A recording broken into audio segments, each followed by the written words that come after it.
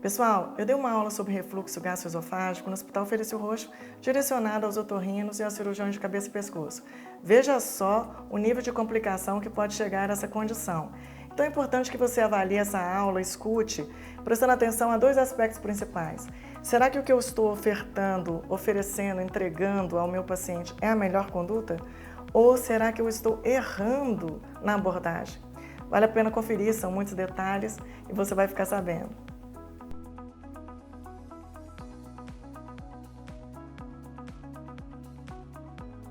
Então vamos lá, começar. Para quem não me conhece, primeiro agradecer, ao convite aqui dos dois, Guilherme e Maurinho, velhos, antigos companheiros de luta aqui. E eu fiz as contas, tem 11 anos que eu saí do hospital e fiquei aqui durante 23 anos. Então, minha estada aqui foi entre medicina interna, CTI e transplante de fígado. Então, eu sou clínica, sou gastroenterologista, sou hepatologista, sou intensivista, sou especialista em transplante de fígado. Só que a gente não pode ficar contra o mundo, né? O mundo evolui, a gente tem que evoluir junto. Então, o que mais interessa hoje no mundo é a gente poder regenerar ou fornecer a capacidade de regeneração dos sistemas. E não só ficar prescrevendo, medicando, etc. Então, para minha surpresa, eu tinha um enfoque baseado em catástrofe. Então, tudo que era pequeno, eu não valorizava. Isso aqui não é nada não, isso aqui não é nada não, isso aqui não é nada não. Só que um acúmulo de inhos, culmina num ão. E, de repente, a gente está diante de um problemão porque não valorizou as pequenas coisas. Mas é o ângulo de visão do médico. Então, eu era só super especializada em catástrofe clínica e, normalmente, o paciente, para chegar até mim, ele estava estolando, é avião caindo que a gente pega. Então, assim, muitas das vezes tinha passado um ponto de tratamento adequado ou de capacidade de regeneração do sistema porque você chegou atrasado. Ou o paciente chegou atrasado até você. Entendeu? Então, isso aqui impossibilita nossas maiores ações. E nós, médicos, eu achei o máximo falar para quem está formando ainda e quem é baby, quem está ainda em formação, para ver se a gente, porque vocês vão cuidar da gente. Então, que cuidem bem, não, Mauri? Pelo amor de Deus, que não tenham visão obtusa, porque o problema é que a gente está cada vez mais fragmentando o raciocínio, Então, a gente está cada vez mais especializado e subespecializado e não consegue fazer um alinhavamento do sistema como um todo e acaba prejudicando ou tratando ou maltratando o paciente, Essa condição aqui, eu não gosto de falar doença de refluxo não, porque na hora que fala doença, a gente já subliminarmente já colocou na cabeça que é uma doença e que se a doença é passível de tratamento farmacológico ou cirúrgico. A gente esquece que é uma condição completamente reversível e que dependeria muito mais de orientação do que de prescrição, de educação do que de prescrição. Então, o questionamento é, podemos fazer melhor em termos de tratamento, de abordagem? E a resposta é com certeza sim. Então, o problema, no caso de um refluxo, é um movimento anômalo, de trânsito de volume intestinal, que era para ser anterógrado e está sendo retrógrado, ele está voltando. Então, há um desbalanço. Aliás, em toda condição clínica, quando a gente é acometido, é porque alguma coisa se desbalanceou. A homeostase, o equilíbrio do local passou, alguma coisa ali se desequilibrou, a ponto de fazer uma manifestação clínica. Então, os mecanismos envolvidos nesse desbalanço em que a condição refluxo gastroesofágico existe é a pressão intragástrica e a força do esfíncter cardio. Na verdade, é um desbalanço dessas pressões que vão levar a essa condição de refluxo. E nós tratando hiperacidez gástrica. Então, para que a gente possa, pelo menos, abordar adequadamente um refluxo, a gente precisa conhecer mais. Então, primeiro, a gente tem que saber quais os movimentos do tubo gastrointestinal proximal. Quais os tipos de contração envolvidas no trato gastrointestinal proximal? Quais os mecanismos envolvidos na secreção ácida gástrica? E quais as condições clínicas em que, pelo menos, você tem que levantar a lebre de, opa, essa condição aí, o paciente não está manifestando, mas ele deve estar cursando com refluxo. para que a gente esteja antes das complicações e não chegando atrasado, correndo atrás do prejuízo, tá? Então, que não é para ler não, é só para você ter uma orientação. Então, o esôfago não é um tubo de PVC em que você põe o alimento aqui, ele ploft, cai no estômago. Ele é um tubo virtual, em que a gente tem musculatura de peristalse, ele não tem um buraco, uma luz visível. Então, cai o alimento no estômago, no esôfago proximal, 2 segundos depois o cardio abre. Então, é automático o mecanismo. Então, se é automático, então alguma coisa linkado à neuromotricidade, né? Tem um sistema nervoso autônomo gerindo essa peristalse aí, esses movimentos de contração e dilatação do esôfago, que, se forem mal feitos, a gente leva a uma disperistalse e, às vezes, uns sintomas de esofagite, ou, às vezes, a esofagite mesmo, clinicamente aparente à endoscopia, sem que o problema tenha sido refluxo, tá? Então, ele tem mais ou menos esse tamanho. A inervação é dupla inervação, todo o tubo digestivo tem dupla inervação, simpática e parasimpática. Lembrando que é uma coisa muito importante hoje em dia, estamos todos estressados, né? Incluindo nós médicos, ou principalmente nós médicos. Então, a gente não encontra um paciente normal mais. Se você não encontra, já existe um desbalanço do sistema nervoso autônomo agindo no sistema visceral desse paciente. Tá? Porque quando um age, um parasimpático age, o simpático deixa de agir. E vice-versa. Então, ele tem dupla inervação, mas eles não são sincrônicos, eles são mutuamente exclusivos. Quando um está agindo, o outro não está. Então, quando o simpático está agindo, qual que é o mediador do sistema nervoso autônomo simpático? Adrenalina, noradrenalina. Qual é o mediador do sistema nervoso autônomo parasimpático? Muito bem. Foi você, baby, que falou? Foi você? Muito bem. Tá afiado. Então, o simpático, toda vez que ele está agindo, o tubo digestivo está parado. O parasimpático, quando ele está agindo, o simpático está parado. E o parasimpático faz o quê? Motricidade e secreção glandular. Então, isso é super importante, porque se a gente está estressado, o sistema nervoso autônomo simpático é o que está prevalente e normalmente você para o tubo digestivo, você para a secreção ácida gástrica, você distende o estômago, porque não é interessante a digestão no momento de luta ou fuga. E o sistema está orientado para esse problema e você está com o tubo digestivo parado. Então, muitas das vezes você tem uma distensão gástrica, um alimento que não vai para frente, não foi bem propelido por um problema de estresse, e você anulando a secreção ácida gástrica, que piora a desmotilidade, porque não passa para o duodeno se as partículas forem maiores de 2 milímetros. Então, olha o tamanho do agravamento que a gente vai discorrendo. Então, a mucosa do esôfago a gente sabe qual que é. Epitélio, escamoso, estratificado, não queratinizado. Não tem serosa, é sempre camada muscular lisa, sendo que o terço superior é a musculatura estriada esquelética, que tem comando cortical. Você faz parte da deglutição.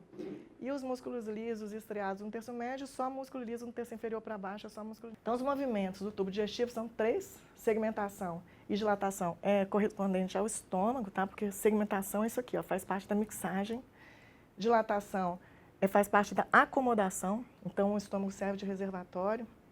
Então, um paciente que tem diabetes, por exemplo, que tem gastroparesia por destruição dos plexos mioentéricos de Auerbach, vai ter uma desmotilidade gástrica, um represamento da secreção gástrica, provável refluxo, porque você estava para um acúmulo, porque não foi propelida o bolo para frente, o quimo. E a peristalse é aqueles movimentos rítmicos de contração e dilatação que temos em todo o tubo digestivo.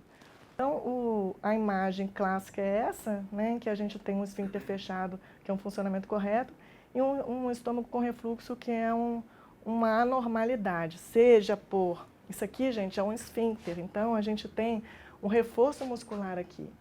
E quando você superdistende, ele tem uma extensão de 4 centímetros aproximadamente. Quando você superdistende esse estômago, ele vai ficando raso, porque ele vai fazendo parte da distensão gástrica. Então você perde a pinça, tá?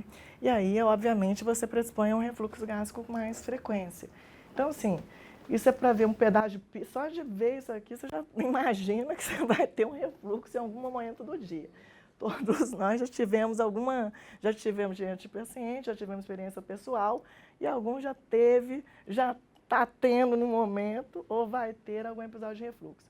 Então, aqui é para mostrar a camada longitudinal externa muscular e a camada circular, que faz parte da contração. Então, aqui, tudo que contrai, a acetilcolina contrai, e a substância P, e tudo que dilata, para vocês gravarem, é VIP-NO. Então, o peptídeo intestinal vasoativo e o óxido nítrico, que são responsáveis pela dilatação das camadas musculares do tubo digestivo como um todo, tá, gente? Então, aqui as camadas musculares, então a gente está vendo aqui a camada externa, que é a longitudinal, a circular, e a mais interna, que é a oblíqua. Então, tem o esfíncter aqui, que é o reforço dessa musculatura, e se a gente superdilata o estômago, aumentando a capacidade de reservatório do fundo, a gente anula esse movimento, esse pinçamento do cardio aqui, que é feito para isso. Então, a fase cefálica da digestão é pensou, viu, cheirou, ou provou, desencadeou a secreção ácida gástrica sem mesmo ter alimento no estômago. Tá? É a fase cefálica que a gente vê o cachorro babando, etc., nos estudos.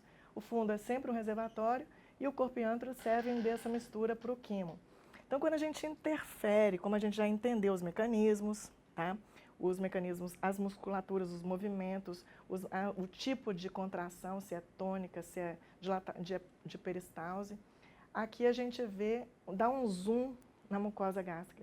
Isso aqui, ó, quando a gente chama de gastrite, são esses elementos aqui, esse povo aqui, ó, coitados, que estão sofrendo. E a gente tem uma população celular caprichada aqui, ó. Tem célula superficial epitelial, tem célula mucosa, que está no pescoço, tem a célula G, tem a célula parietal, tem as células TIFA, aquelas principais, ou pepsinogênicas, e tem as células interendócrinas. Então, essas células todas estão sofrendo quando a gente tem uma gastrite. Só que a gastrite, ela não comete por excesso, não é cometida essa mucosa por excesso de ácido gástrico, não. Só é acometida a mucosa no déficit de barreira. Então, a camada de muco que tem fosfolípidos, que tem glicoproteínas, que tem bicarbonato em grande quantidade, porque na luz aqui, ó, o pH é 7. Na próxima aqui da borda das vilosidades aqui celulares, o pH é 7, é neutro. Na luz é 1,2 a 2. Então, o estômago está bem protegido por uma camada espessa de muco para que não danifique essas células. E aqui no meio tem célula-tronco. Então, a vida do estômago, o dia a dia do estômago não é fácil. O dia a dia do estômago é puxado porque ele tem que controlar essas situações aí de base, como excesso de ácido, excesso de pepsina, né? Substâncias que derretem proteínas, ou seja, elas se autodigerem, é uma autofagia se não houver uma barreira de muco importante. E o estresse, o que ele faz? Ele não aumenta a secreção ácida gástrica, porque a gente já viu que é parasimpática. Ele afila a barreira de muco. Então, você fica mais predisposto ao próprio ácido gástrico porque você afilou a barreira. Então, você tem que saber mais um pouco para poder tratar melhor, tá? Lembrar, né? Então, as contrações, os tipos de contração, a gente já falou que é rítmica, né? Contração e dilatação, a tônica, que é dos esfíncteres, e só hormônio, gente, e receptores na camada muscular do estômago para poder fazer esse suco gástrico voltar. Então, normalmente, a gente tem canais de potássio, canais de cálcio na superfície celular. Quando a gente tem uma concentração secundária a um estímulo de acetilcolina, a acetilcolina dá o basal, dá o tônus, tá? Para você não ficar com aquele estômago plégico, com o tubo digestivo todo frouxo. Então, ela mantém uma quantidade de cálcio entrando aqui regularmente no canal de cálcio. E ele é armazenado dentro da célula muscular gástrica ou esofágica, dentro do retículo sarcoplasmático. Então, assim, mediado por acetilcolina, ela sempre mantém um tônus. Quando você tem um estímulo digestivo, você já vai contar com um estímulo adicional de influxo de cálcio pelos esses hormônios aqui, gastrina e motilina. Então, entra e guarda aqui dentro. Guarda, e o que está aqui dentro guardado também já sai para poder combinar com a troponina e fazer a conexão de troponina e tropomiosina das fibras musculares. Então, dentro da camada muscular, tanto a muscular da mucosa quanto a muscular própria, a gente tem as células intersticiais de Carral, que são as células marca-passo. Elas disparam estímulos elétricos para ver se a gente consegue fazer uma contração. Então, quando a gente tem aquela despolarização que a gente viu lá na biofísica, ninguém estava interessado por isso, a gente agora vai precisar para tratar melhor o nosso paciente. Então, o potencial de repouso é quando a célula tem menos 80 milivolts na superfície. Então, o potencial de repouso. Toda a acetilcolina secretada mantém contrações rítmicas, que mantém o tônus. Quando há um excesso de influxo de cálcio motivado pelos hormônios digestivos, a gente vence o potencial limiar e aí a gente tem uma contração muscular para fazer uma peristalse. Então, por isso, do valor, às vezes, dos bloqueadores de canal de cálcio, que a gente usa nas paredes arteriais para poder vasodilatar o paciente que está hipertenso, e no tubo digestivo para poder relaxar uma hipertonicidade do esfíncter que está bloqueado, por exemplo, com acalásia, esclerodermia, etc. Então, esse zoom na mucosa a gente já falou, o pH igual que eu falei que é 7 na mucosa, bem próximo à célula para não lesionar, e aqui na luz ele já é bem mais baixo. A gente está interferindo com um mecanismo aqui de secreção de próton para a luz, tá? Porque quando se fala em tratamento de doença do refluxo gastroesofágico, a gente pensa em quê? O que vocês pensam? Inibidor de bomba de próton. Primeira coisa que você pensa na cabeça, não. Vou receitar. Até o paciente que vai ao seu consultório já sabe. Já vem usando. Ele mesmo já passou na farmácia, ele já deu uma gugada, já olhou, né, já se interessou e já se autoprescreveu. Ele quer o alívio do sintoma dele, mas ele não tem a mínima ideia do que ele está fazendo em relação à celularidade ali. Então, a gente tem uma bomba que bombeia próton para dentro da luz, hidrogênio. E tem outra bomba de sódio e potássio que bombeia sódio para fora e potássio para dentro, justamente para o potássio conseguir sair, manter a eletroneutralidade dentro da célula. O bicarbonato é secretado porque essa célula parietal, ela trabalha para caramba, né? Ela tem que secretar fator intrínseco, tem que secretar ácido clorídrico, tem que fazer essas bombas funcionarem. Então, o gasto energético dessa célula é muito alto. Então, a quantidade de mitocôndria para fazer oxigênio nessas células é muito elevada. Então, há uma grande produção de CO2 a partir do ciclo de Krebs, da mitocôndria, lá dentro. Isso é super importante você saber o que você está interferindo.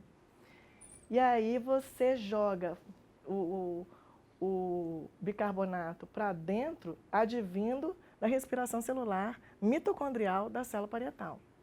Tá? Então, é daí que vem o bicarbonato. Tá?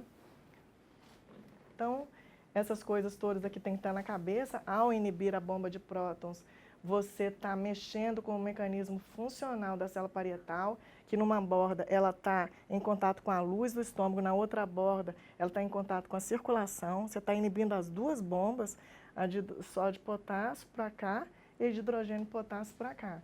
Então, você interfere com a secreção, inclusive de fator intrínseco, que você vai prejudicar o paciente na absorção de ferro e vitamina B12. Então, olha a extensão de um ato seu. Então, é melhor não fazer nada do que atrapalhar, né não? Células endócrinas. As células endócrinas são enteroendócrinas ou endócrinas, são as células G, que secretam gastrina. Gastrina é um hormônio, cai na circulação. Toda vez que uma substância recebe o nome de hormônio, é que ela é muito importante, ela tem efeito sistêmico, não só local, parácrino. E as células mucosas que secretam uma barreira, é um gel de muco e de bicarbonato. As células-chefe ou células pepsinogênicas, né, que secretam esse pepsinogênio, ele é tão corrosivo que ele é ativado só na presença de ácido clorídrico. Então, só é ativado, ele faz expulsão, ele faz exoxitose da vesícula de dentro da célula parietal para fora, só abre lá, na luz do estômago, que ele é transformado em pepsina, que derrete qualquer coisa, inclusive a gente mesmo.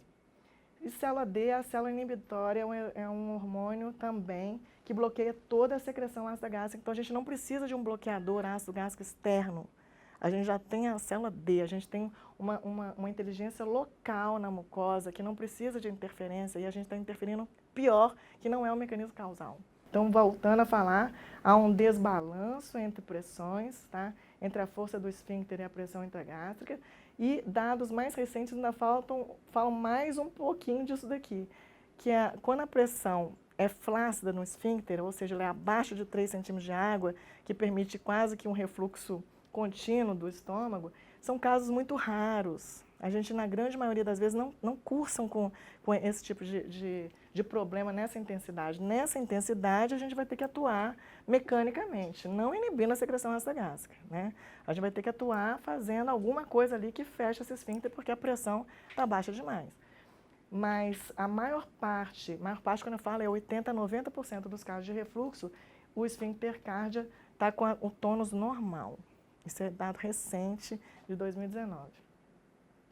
Então, quando você tem uma dessas condições de aumento de pressão intragástrica ou redução da força do esfíncter, você de cara você já tem que pensar que esse paciente pode estar cursando com refluxo, porque tem uma pneumonia, tem uma sinusite crônica, tem uma rinite, tem uma crise de asma-like, e você, uma rouquidão, uma laringite, ou uma sinusite grave, e que inflama, tem um refluxo tão grande por causa de plegia dos tratos musculares, então reflui muito conteúdo gástrico, e pelo menos tem que levantar a lebre. Então, como a população está envelhecendo, a gente tem um aumento de doenças cerebrovasculares, um aumento de doenças neurodegenerativas, a gente está estressado, então frequentemente se consome mais toxina, pelo menos que dê prazer, né? Está cheio de antidepressivo hoje em dia, o consumo de estimuladores, né, ou compensadores cerebrais é exagerado. O diabetes entra nas duas causas aqui, tanto de aumento de pressão intracraniana quanto redução de fator de esfíncter, de força de esfíncter. Por quê? Porque no diabetes a gente tem desnervação, né? A gente tem comprometimento da bainha de mielina dos tractos mioentéricos de Auerbach. Então a gente cursa tanto com uma gastroparesia no diabetes, quanto na flacidez do esfíncter. Senilidade, óbvio, acalásia, falta de relaxamento, mas também uma disperistalse do esôfago, esclerodermia, a mesma coisa. E no aumento de pressão intragástrica, você vê uma pessoa com uma barriga desse tamanho, não é possível que você não pense, essa pessoa tem refluxo. Porque a pressão intragástrica, o estômago não consegue nem expandir, nem a base do pulmão consegue expandir, ela está telectasiada. Então, esse paciente, além de ter uma grande chance, e provavelmente tem, o refluxo contínuo, ele ainda pode fazer muita pneumonia, porque ele não aera a base, ele ventila pouco, então ele predispõe, é ruptura de mecanismo um atrás do outro. Então, assim, quando a gente tem uma apresentação clínica de uma doença, de uma apresentação clínica de qualquer coisa, é porque houve ruptura de vários mecanismos de ajuste e adaptação no sistema. Você quebrou as pernas do sistema, daí a manifestação clínica, porque até então você não sente nada. O pau está quebrando e você está normal, você não sente nada ou quase nada. Mas a partir do momento que você apresentou, houve realmente a descrição da falência do equilíbrio do sistema em se reajustar e se regenerar.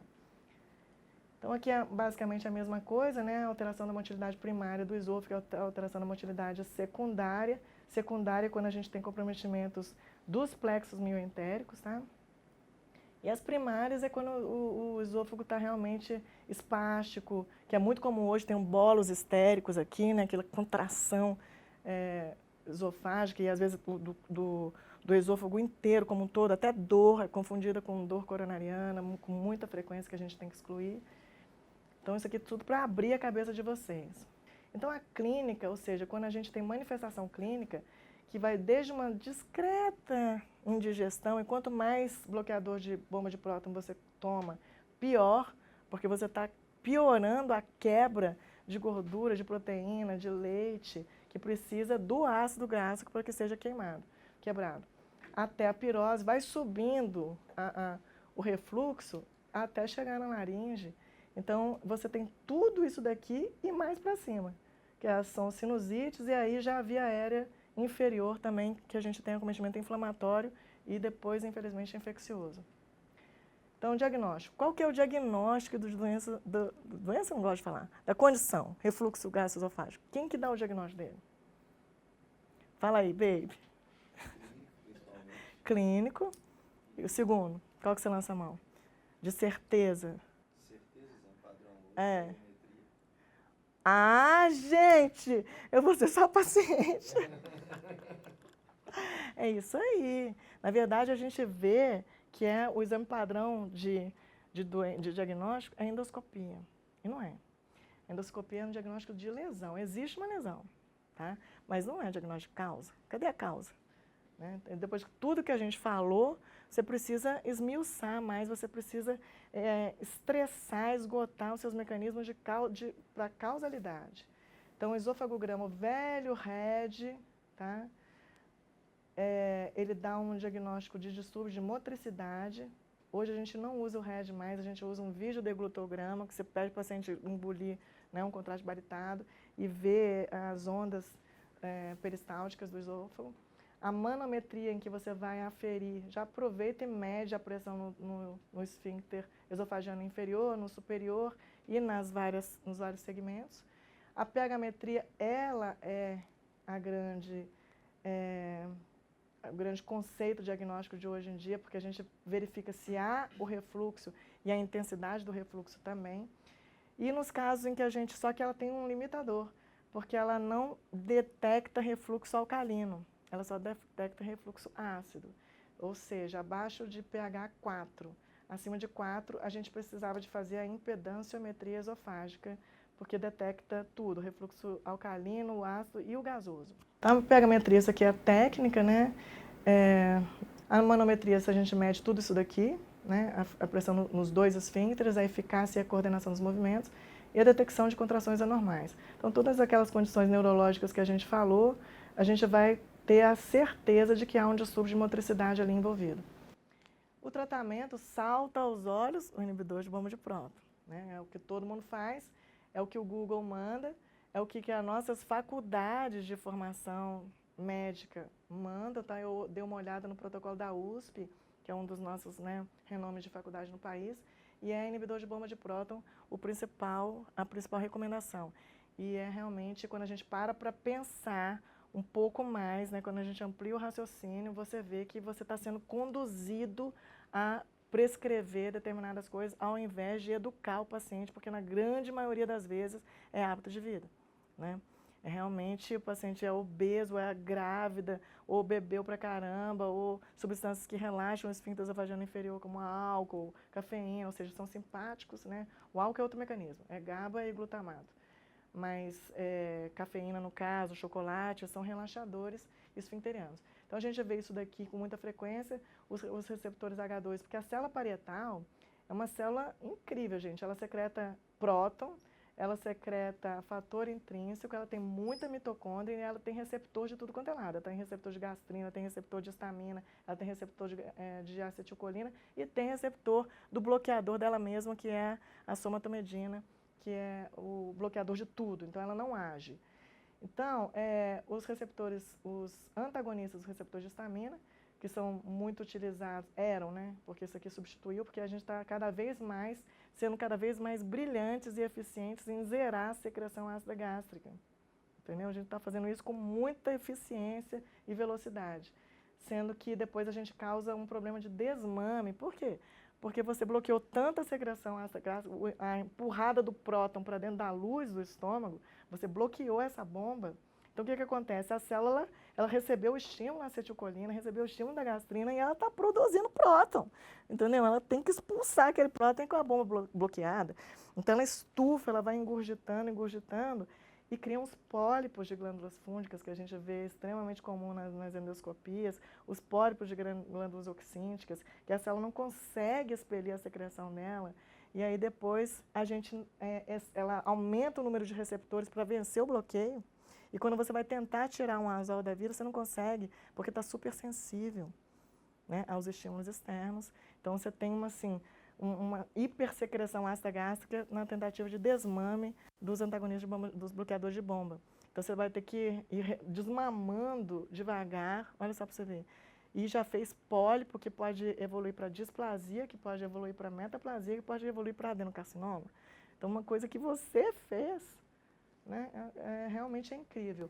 Os antiácidos, então assim, quando a gente precisa de dar um alívio para o paciente, porque realmente ele está estressado, ele está hipersensível à própria secreção ácida gástrica, o esôfago está refluindo porque ele ainda está obeso, você explica, educa, que tem tempo limitado para você usar aquela medicação para alívio dos sintomas. Isso aqui está longe de ser o tratamento dele, tá?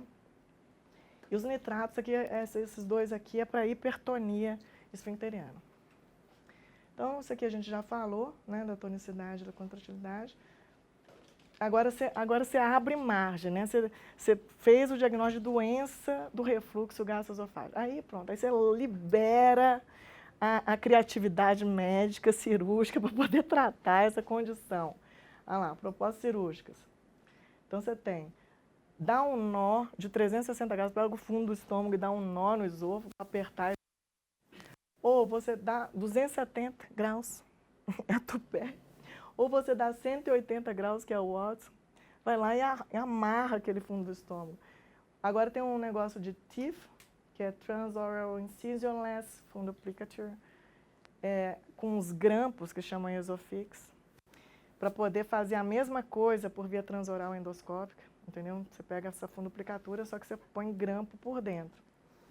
E faz, ao invés de fazer 360, você faz parcial, pode ser uma dessas duas aqui. E os grandes, esse aqui é legal. Esses links aqui, a gente não tem no país, tá? Mas eles são ótimos em relação aos magnéticos. Ele tem, tipo um anel magnético que você põe por endoscopia no cárdia e ele evita o refluxo. Você tem duplamente valvulado, ele permite a descida do alimento e se você precisar de vomitar, ele também permite a válvula para cima. Então, isso aqui é incrível isso daqui, mas a gente não tem no país até hoje. Então, uma válvula artificial.